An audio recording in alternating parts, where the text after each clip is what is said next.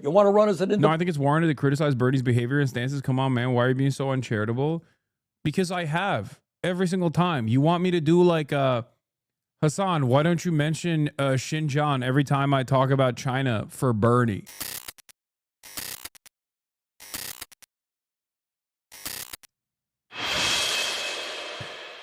Welcome back. Joining me now is from Vermont, Bernie Sanders. Senator Sanders, welcome back to Meet the Press. Great to be with you. It's great to have you here. Let's start off by talking about Russia and Ukraine. You just heard my conversation with Secretary Rubio. President Trump signaling he could be looking at the possibility of imposing new sanctions against Russia. Do you think that President Trump should impose new sanctions against Russia? Well, I think what Trump has done over the last number of months has been an absolute disaster and bit of real assistance to Putin and his horrible war against the people of Ukraine. When you announce to the world that it was Ukraine that started the war, when you insult Zelensky, who comes into the Oval Office, what you are telling Putin is, hey, we are on your side. For the first time in the 250-year history of the United States of America, we have a president who sides with a dictatorship, and that is outrageous. So I hope very much that in the coming weeks and months, we can reach some kind of a settlement, that Ukraine, of course, who have suffered so much in fighting Russia and defending democracy, is at the table. You cannot make a decision without the Ukrainian people abiding by that and being part of that process. Okay, just to be very clear, though, do you think now is the time for sanctions, just quickly before we move on to tariffs? I think we have got to do everything that we can to work with the rest of the world and tell Putin he cannot run over an independent country. Okay, so not taking sanctions off the table. I do want to talk about tariffs now and the trade war. President Trump says he is taking an aggressive approach on the trade war because he says he wants to bring manufacturing back. He says he wants to bring jobs back for American workers.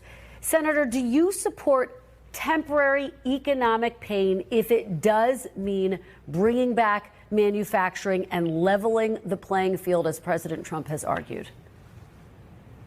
Look, Kristen, you're talking to somebody who helped lead the effort against NAFTA. Damn, he's not yelling no more when he's talking about NAFTA. The answer to that question is yes, by the way. Of course, temporary economic pain is understandable. And you know, a competent administration is supposed to do everything in its power to avoid any economic pain whatsoever. But a little bit of instability could take place when you're making massive changes, massively consequential changes. The problem, however, is that Donald Trump has no alternative. He has no solution. And he has no interest in building a robust manufacturing base. Against PNTR with China. Because I understood back then that these were trade agreements written by corporate America so they could shut down the country, lay off millions of workers, and move to low-wage countries where people were paid starvation wages. So if your question is, do I believe in... A Belgian left-wing newspaper translated a New York Times article is in the top 20 most read articles? Hell yeah. Belgium is a real country now. Belgium is a real country, is no longer fake. In selective tariffs, tariffs that make sense to protect American workers, I do. Do I support what Trump did, which is an arbitrary tariff on virtually every country on earth, which will raise prices substantially for ordinary Americans? No, I don't. So if you have selective tariffs, carefully thought out to protect American workers, yes, what Trump has done is, in my view, very, very wrong. All right, let's talk about what you have called your oligarchy tour. You and Congresswoman Alexandria Ocasio-Cortez have been crisscrossing the country, warning of an emerging oligarchy. Senator, you told the New York Times, I'm going to read this quote, one of the aspects of this tour is to try to rally people to get engaged in the political process and run as independents outside of the Democratic Party. As someone who twice ran in the Democratic presidential primary, are you trying to strengthen the Democratic Party? Or, Senator, are you trying to start a third party? Now, we're not trying to start a third party. What we're trying to do is strengthen American democracy where faith in both the Democratic and Republican parties right now is extremely low. We are living, Kristen, in the richest country in the history of the world. And yet you got one person, Mr. Musk, who owns more wealth than the bottom 53% of American households. That is insane. That is oligarchy on steroids. Meanwhile, we have 60% of our workers living paycheck to paycheck. We have the highest rate of childhood poverty of almost any major nation on earth. And we have over 20% of seniors in America living on $15,000 a year or less. What the American people are saying is that they want, and what our tour was about, is to say that they want an economy that works for all of us, not just for Mr. Musk and other billionaires.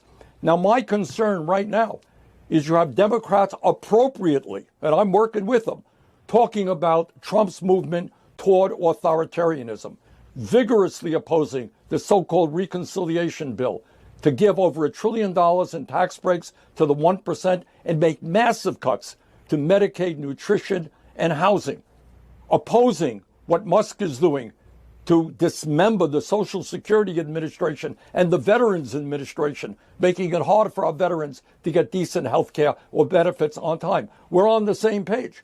But what Democrats lack right now is a vision for the future. How are we going to provide a decent standard of living for a younger generation? Critique Bernie once, please. I don't believe you're a leftist. I'm not. I'm a capitalist. Why gas up Bernie when he can't denounce? Bernie's weak. He won't denounce in Gaza. Bernie's weak as I'm sick of y'all. Sick of y'all acting like he's a radical. Has anyone ever said Bernie is radical? Has anyone in this chatter? I think you forget. This is the #1 apolitical podcast, okay? I think you're lost, little one. We don't do politics around these parts. We do common sense. Common sense, not so common. We say yeah, and we say based. I'm Hank Pecker, and I approve of this message. I'm apolitical, baby. Generation, which everything being equal will be poorer than their parents. How do we repair This guy's coming from bad empanadas. Well, yeah, baby. It's because I'm a reactionary right-winger, baby. He's right. Bad empanada. Healthcare system? How do we raise the minimum wage to a living wage? How do we deal with a corrupt campaign finance system that allows billionaires to control both political parties? Those are some of the issues that need to be discussed. And we are going out around the country right now asking people, working people, run for office. You want to run as a Democrat? Great. Yeah, I don't even think establishment Dems still call Bernie a radical, ironically enough, unless they're like some truly radical centrists out there. You know what I mean? And there are some. There are some truly radical centrists out there. You want to run as an independent? No, I think it's warranted to criticize Bernie's behavior and stances. Come on, man. Why are you being so uncharitable? Because I have every single time. You want me to do like Hasan, why don't you mention Xinjiang every time I talk about China for Bernie? That's it. Like, I'm not going to spend every goddamn moment being like, you know what, this guy, this guy, he sucks. I hate him. It's like, listen. Yeah, they want you to do to Bernie what Israel supporters expect people to do with Hamas. Yeah. No, literally. They're like, why don't you denounce Bernie Sanders for October 7? Why don't you condemn Bernie Sanders?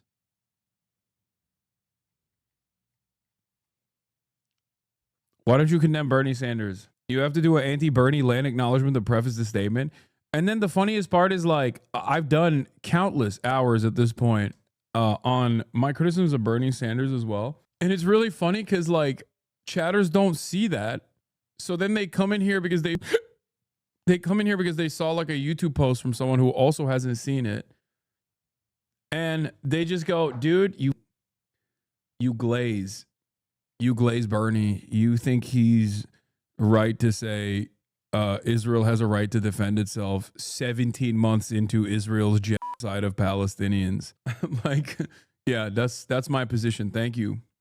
Meanwhile, on the other side of the aisle, people are like, we should hang Hasan from the rafters for being a radical Islamist fundamentalist. He is a Hamas supporter, a Hezbollah supporter. His name is Hasan, just like Hassan Nasrallah. Has anyone ever seen HasanAbi and Hassan Nasrallah in the same room? We should him.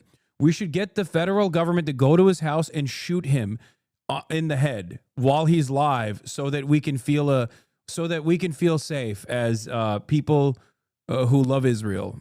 Okay, like what leads you to believe that I am in no way, shape, or form critical of Bernie's position on Israel? It's beyond me. The least crazy pro-Israel take, yes. The American government should break into Hasan's house and him on camera so that I can feel safe. So that I can, it's not even safe, so that my favorite YouTuber, by the way, he told his audience to tell you about this. I genuinely wish he was kidding. Wait, tell you about what? I need the Trump administration to arrest Hasan and put him. I need the Trump administration to arrest Hasan and put him in a fucking concentration camp in El Salvador so that Ethan Klein can feel safe in Bel Air. Not even me. I'm not doing this for myself. I'm doing this for a much more important goal, which is the safety and security of my insane favorite content creator who has lost his goddamn mind. About Bad Empanada calling you out over the New York Times article or some shit? Yeah, I don't care. Why would this be new? Independent, that's great. But you got to get involved in the political process, because right now, the two-party system. They also say you praising 972 and Yuval is actually really bad, lol. Yeah, I don't care about that either. I've seen some sus shit from 972 every now and then. Like they're like there's a senior editor over there that has said some stuff that I find a little suspicious in the immediate aftermath of October 7, but like overall their output is good. If they do solid investigative reporting inside of Israel in a way that no one else is doing, why the fuck would I discount their reporting? I don't care. You know what? Because you never knew? What do you mean? Is failing the working class of this country. Let me ask you about something that your colleague, Senator Alyssa Slotkin, said. She said Democrats should stop using the term oligarchy because it's a phrase that doesn't resonate with all Americans. Are you missing a chance to speak to a wider audience, Senator? Well, geez, we had 36,000 people out in Los Angeles, 34,000 people in Colorado. We had 30,000 people in Folsom, California, which is kind of a rural area. I think the American people are not quite as dumb as Ms. Slotkin thinks they are. I think they understand very well. When the top 1% owns more wealth than the bottom 90%, when big money interests are able to control both political parties, they are living in an oligarchy. And these are precisely the issues that have got to be talked about. Are you living in a democracy when Mr. Musk can spend $270 million to elect Trump and then becomes the most important person in government? Or AIPAC and other super PACs have enormous power over Democratic candidates? Those are issues that we have got to talk about. That is the reality of American society today. The very rich getting richer, working class people are struggling, 800,000 people sleeping out on the streets. If we don't address that issue, the American people will continue to turn their backs on democracy because they're looking around them and they're saying, does anybody understand what I am going through? And unfortunately, right now, to a large degree, neither party does.